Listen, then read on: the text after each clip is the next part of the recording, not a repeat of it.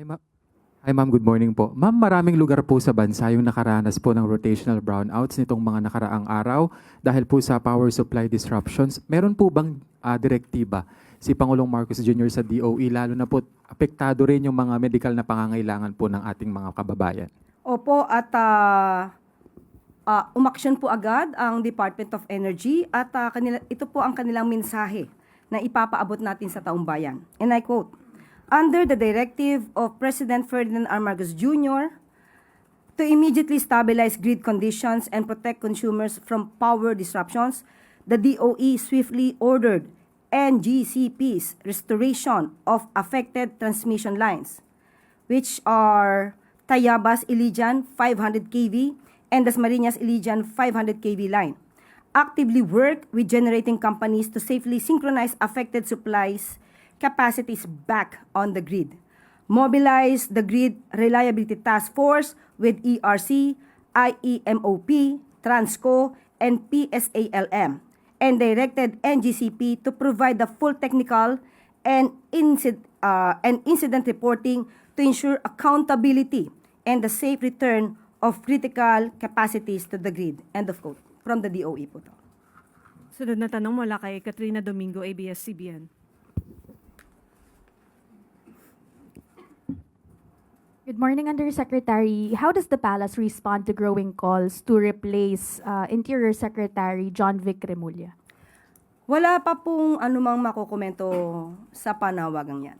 Hindi po ito napag-uusapan sa ngayon. Gaano po ka-satisfied ang Pangulo doon sa performance ng DILG, not only with the Senate fiasco last week, but also with wrong information about Zaldico's golden visa, Zaldico's Portuguese passport, the timeline for his arrest, as well as the supposed soon release of the Interpol? Medyo nagkasunod-sunod po kasi.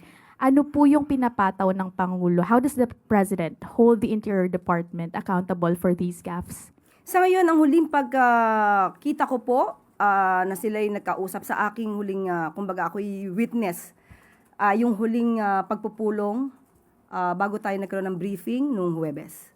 Wala po sa akin, personal po, ay wala naman po akong nakitaan na natanggal ang tiwala ng Pangulo kay Secretary John Vic Remulla.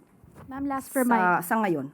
Ma'am, last from my end. So, ibig po ba sabihin, walang katotohanan yung mga umiikot na balita na maaaring si dating Senator Antonio Trillanes o kaya naman po ay si dating Interior Secretary Benhur Abalos yung pumalit kay John Vic Remulla sa DILG? Wala pa pong ganong ibinibigay sa ating mga impormasyon. Sunod na tanong mula kay Ivy Reyes, Bilyonario.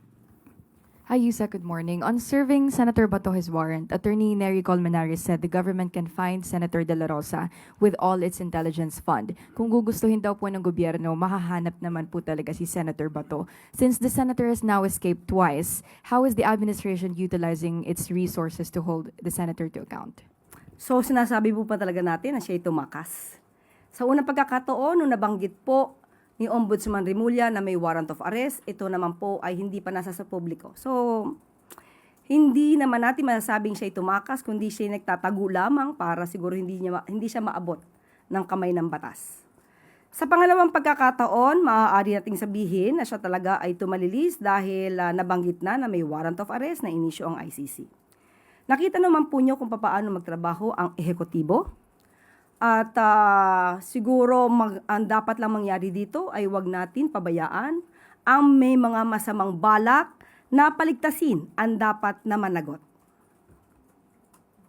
And ma'am, the OSG also gave a strong worded comment that a sitting senator running away from the very courts that he's seeking relief from should be denied of his pleas.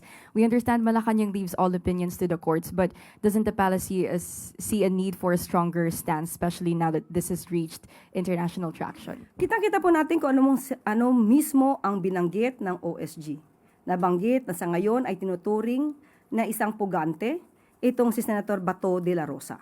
So, napakalaking mensahe po ito nang ibig sabihin tayo pong lahat ay dapat naging mapanuri kung ano dapat ang ipatupad na batas at kung sino ba dapat din ang makita natin na nagtotolerate sa paggawa ng hindi maganda, paggawa ng labag sa batas. Follow-up question mula kay Maricel Halili, TV5.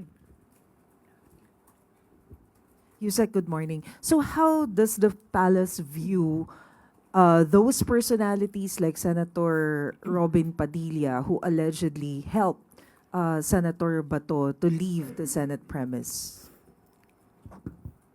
Magkakaroon naman po ng pag-iimbestiga at nakita po rin natin ang mga namutawi sa bibig ni Senator Robin Padilla at that time na siya pa ay isang ordinaryong citizen.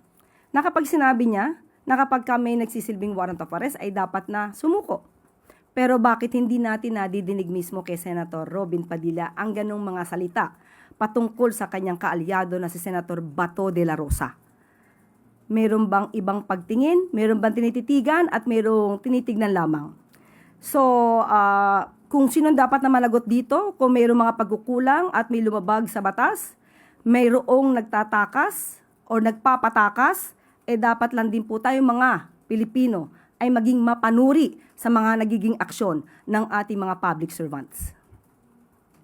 Sunod na tanong mula kay Samuel Medanilla, Business Mirror. Good morning po, ma'am. I-ask ko lang po if President Marcos has already accepted the offer of ADB for a 1.75 billion financing assistance. According sa DBM, ang alok po na ito na financing mula sa ADB ay isang malaking tulong at malinaw na nagpapakita ng tiwala sa ating development partners sa kakayahan ng pamahalaan na tumugon sa mga pandaigdigang hamon. Gayunpaman, ayon sa DBM, ito ay kailangan dumaan pa rin sa kaukulang proseso ng pagsusuri at pag-aproba ng pamahalaan. Kailangan pong aralin ng Department of Finance ang terms and conditions ng financing upang matiyak na ito ay naaayon sa fiscal and debt management objectives ng pamahalaan. Clarify ko lang, ma'am. Bali, loan po ba siya or grant? Pinag-aaralan pa to. So, most probably loan ito. Pero wala po tayong authority na magbigay ng anuman detalye dito, kundi ang DBM lamang po.